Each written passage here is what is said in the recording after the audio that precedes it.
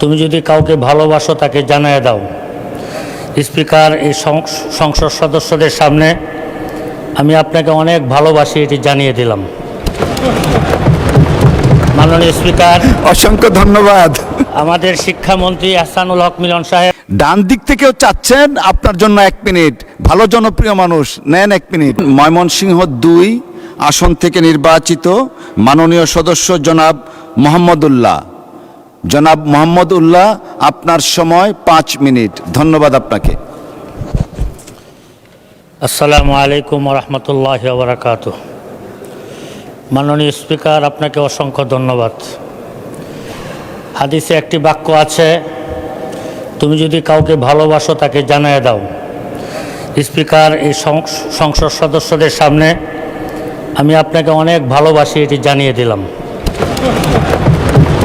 মাননীয় স্পিকার, অসংখ্য ধন্যবাদ। আমাদের শিক্ষামন্ত্রী আহসানুল হক মিলন সাহেব ময়মনসিংহে একটা প্রোগ্রামে গিয়েছিলেন। উনি অসংখ্য মানুষের সামনে ওনার আসনে আমাকে বসিয়ে আমাকে মাননীয় শিক্ষামন্ত্রী বলে সম্বোধন করে আমাকে সম্মানিত করেছিলেন। আপনার মাধ্যমে তাকেও আমি ধন্যবাদ জানাই। মাননীয় স্পিকার, আমার দল বাংলাদেশ খেলাফত মজলিস এর আমির আল্লামা মামুনুল হক সাহেব জোর করে আমাকে ইলেকশনে নামিয়েছিলেন, যে কারণে জনগণ আমাকে ভোট দিয়ে সংসদে পাঠিয়েছেন। আল্লামা মামুনুল হক সাহেবকে আমি ধন্যবাদ জানাই ফুলপুর তারাকান্দার মানুষগুলোকে, যারা তাদের দুঃখ কষ্ট এবং মনের কথাগুলো সংসদে বলার জন্য আমাকে সংসদে পাঠিয়েছেন, তাদেরকে ধন্যবাদ জানাই। মাননীয় স্পিকার, এই বঙ্গর অর্থনীতিতে আমাদের অর্থমন্ত্রী হৃষ্টপুষ্ট এবং হ্যান্ডসাম একটা বাজেট ঘোষণা করেছেন। আমি মনে করি বাজেটটা সর্বদিক থেকে ভালো না হলেও মোটামুটি তুলনামূলক ভালো। এরপরে এখানে আরেকটা এরকম বাজেট এই সংসদে অসংখ্য হয়েছে, বাজেটটা বাস্তবায়ন আমাদের স্থানীয়ভাবে বাস্তবায়ন হয় না। আমি এই বছর আশা করি, যেহেতু আমরা বঙ্গর অর্থনীতির উপর দাঁড়িয়ে আছি, আমরা 300-350 এমপি মন্ত্রী এখানে আছি, আমরা যদি হাদিস আল্লাহ রাসূল বলেছেন খায়রুন নাস মাইয়ানফাউন নাস, যে মানুষের কল্যাণ করে সে সবচেয়ে উত্তম ব্যক্তি, আর সংসদ সদস্যরা সবচেয়ে বেশি কল্যাণ করার সুযোগ থাকে। আমি মাননীয় স্পিকার, আপনার আসন নিয়েও কিছু কথা আমি বলবো, যে কারণে আপনার পক্ষ থেকে আমাকে একটু সময় দিবেন। আর আমার মাননীয় বিরোধী দলের চিফ হুইপ আমাকে বলেছেন সময়ের পরে 2 মিনিট উনি বাড়াবেন, তাহলে দুইজন যদি 2 মিনিট করে বাড়ান 4 মিনিট সময় আমি পাবো ইনশাআল্লাহ। মাননীয় স্পিকার, এই চিফ হুইপ মহোদয় কিন্তু নেই, মাননীয় চিফ হুইপ মহোদয় নেই এখানে। যিনি আছেন আমাদের রফিকুল ইসলাম খান সাহেব আছেন, উনি হয়তো সময় বাড়িয়ে দিবেন, হুইপ আছেন। মাননীয় স্পিকার, যে অর্থনীতির উপর আমাদের এই দেশ দাঁড়িয়ে আছে, সেই অর্থনীতির উপরে সবচেয়ে বেশি লুটপাট হয়। সেই অর্থনীতি লুটপাট যদি না হতো, এই দেশ উন্নয়নের জন্য 54 বছর অপেক্ষা করা লাগতো না। আজকে 54 বছর যাবৎ এ দেশের মানুষ সাফারা হচ্ছে। আমাদের এই দেশে যারা জনপ্রতিনিধি হয় এবং বিশেষ করে অনেক সরকারি কর্মচারী আছেন, যারা ঘুষ বাণিজ্য এবং অর্থ লুটপাটের সাথে জড়িত থাকার কারণে গত 17 বছর ইতিহাস আপনার এবং আমাদের সামনে আছে। আমি এখানে যারা আছেন এই বছরে 350 এমপি মন্ত্রীদের কাছে অনুরোধ করব, 5টা বছর জনগণের জন্য আপনারা মেহনত করেন। 5টা বছরের এই অর্থ বরাদ্দ জনগণের পিছনে ব্যয় করেন। এখানে যদি আপনারা এখানে খেয়ানত না করেন, এই 1 বছরের অর্থ বাজেটে আমাদের গ্রামের উন্নয়ন হবে ইনশাআল্লাহ। মাননীয় স্পিকার, আপনার কাছে একটা ছোট্ট আবদার থাকবে, আপনার মাধ্যমে আমাদের অর্থমন্ত্রীর কাছে আমার ছোট্ট একটা আবদার থাকবে। বিএনপি যখন থেকে প্রতিষ্ঠিত হয়েছে, বাংলাদেশের কওমি গণনার প্রতিটি মানুষ বিএনপির সাথে ছিল, এখনও আছে।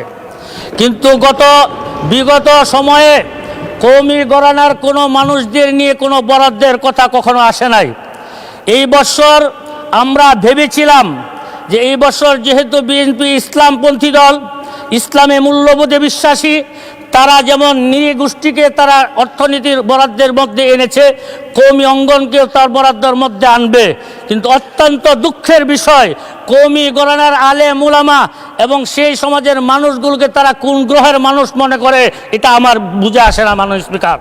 এই জন্য আমি অর্থমন্ত্রীর কাছে সবিনয় অনুরোধ করব যে কওমি গণনার আলেম ওলামা ছাত্রদেরকেও আপনাদের এই অর্থ মন্ত্রণালয়ের একটা বাজেট দিয়ে তাদেরকে আপনাদের এই দেশ উন্নয়নের কাজে তাদেরকে কাজে লাগানোর ব্যবস্থা করা হোক। মাননীয় স্পিকার, আপনি যে অঞ্চলের এমপি, আমি আপনার কাছাকাছি এমপি। আপনার এলাকায় যত সমস্যা, সেই সমস্যা আমার এলাকাও। লক্ষ লক্ষ মানুষের শুধু একটাই ফোন আসে, এই বৃষ্টির দিন মানুষ কোথাও চলাচল করতে পারে না। প্রতিটা রাস্তাঘাটে হাঁটু পানি পর্যন্ত জমে যায়, রিক্সা উল্টে অনেক মানুষ অ্যাক্সিডেন্ট করে। মাননীয় স্পিকার, আমি আপনার কাছে আপনার মাধ্যমে অনুরোধ করব। মাননীয় সদস্য, সময় শেষ, তারপরেও 2 মিনিট দাবি করা হচ্ছে, 2 মিনিট বাড়িয়ে দেওয়া হলো। আর আপনার কনস্টিটিউন্সির উপর দিয়ে আমি যাই, একটা তো দায়বদ্ধতাও আছে, 2 মিনিট বাড়িয়ে দেওয়া হলো। আপনার পক্ষ থেকে 2 মিনিট চাই মাননীয় স্পিকার। গ্রামীণ অর্থনীতিকে আগে আনতে হলে রাস্তাঘাটের উন্নয়ন লাগবে। এই রাস্তাঘাটে আমার এলাকায় প্রায় 2 থানায় প্রায় 400 কিলোমিটার রাস্তা কাঁচা, যতটুকু পাকা আছে ওইটুকু অচলযোগ্য। আমি মাননীয় সড়ক যোগাযোগ মন্ত্রীর কাছে অনুরোধ করব যে আমার দিকে একটু নজর দিবেন এবং আমার এলাকার মানুষের চলাচলের একটা সুব্যবস্থা করে দিবেন ইনশাআল্লাহ।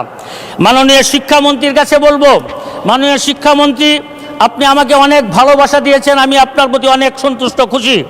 আমাদের এলাকার যতগুলো স্কুল আছে, স্কুলের কোনো ভবন নাই, এখানে শিক্ষক নাই, তাদের ভালো ফ্যানের ব্যবস্থা নাই, কারেন্টের ব্যবস্থা নাই, বাচ্চারা লেখাপড়া করে অনেক কষ্টে।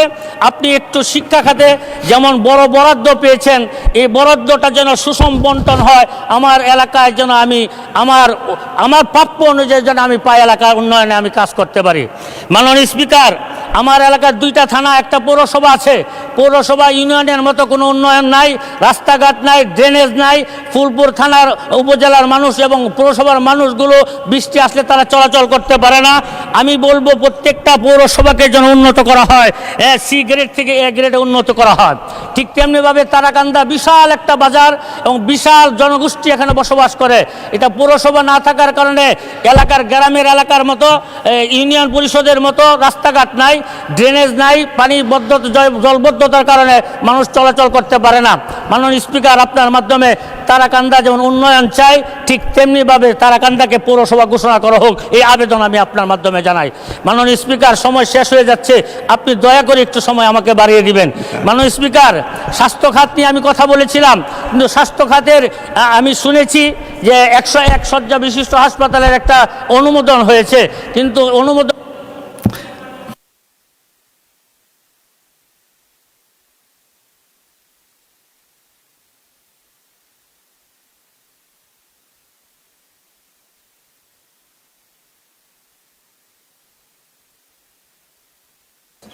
ডান দিক থেকেও চাচ্ছেন, আপনার জন্য 1 মিনিট। ভালো জনপ্রিয় মানুষ, নেন 1 মিনিট। মাননীয় স্পিকার, আমরা বৃহত্তর ময়মনসিংহ সবসময় উন্নয়ন থেকে বঞ্চিত, যেমন আপনি জানেন, আমরাও জানি, সামনে যারা আছেন তারাও জানেন। আজকে প্রধানমন্ত্রী বেগম খালেদা জিয়া বেঁচে থাকলে হয়তো আমি এই বেঞ্চে না থেকে ওই বেঞ্চে থাকতাম। তা আমি আপনাকে আমাদের অভিভাবক মনে করি। আপনি অভিভাবক হয়ে আমাদের বৃহত্তর ময়মনসিংহ উন্নয়নে আমাদেরকে অবদান রাখার সুযোগ দেবেন ইনশাআল্লাহ। সাথে সাথে গতকালকে একটা সংবাদ পাইলাম যে ময়মনসিংহ থেকে শেরপুরের রেল লাইনের একটা অনুমোদন পাশ হয়েছে।